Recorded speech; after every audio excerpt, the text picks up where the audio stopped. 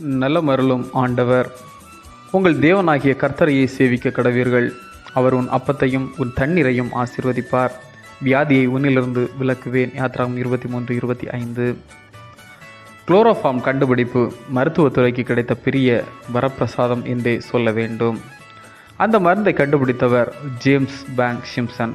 தன் 21ஆம் வயதில் மருத்துவ பட்டம் பெற்றார்.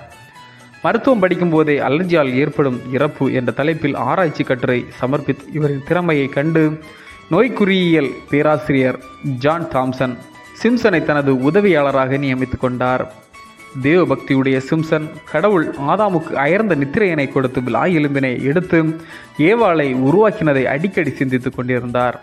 அப்போதுதான் குளோரோஃபார்ம் கண்டுபிடித்ததற்கான விதை அவரது மனதில் தோன்றியது. இந்த சிந்தனையானது செயல் வடிவம் பெற்று பல்வேறு ஆய்வுகளுக்கு பின்னர் குளோரோஃபார்மாக வெளிவந்தது.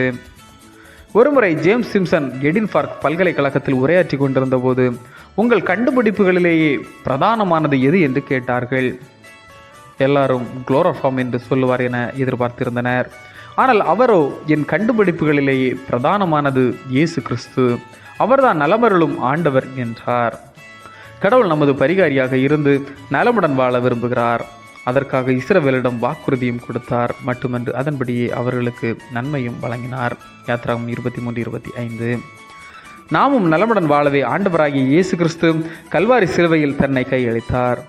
பல்வேறு விதமான வியாதிகளால் நாம் வேதனைப்படுகையில் நம்மை குணமாக்கும் ஆண்டவரிடம் நம்பிக்கையோடு நம்மை ஒப்படைத்து இறைவேண்டல் செய்து காத்திருந்தால் வியாதியை உன்னிலிருந்து விலக்குவேன் என கூறிய ஆண்டவர் நமக்கும் நலமருளி வாழ்வினை திடப்படுத்துவார்.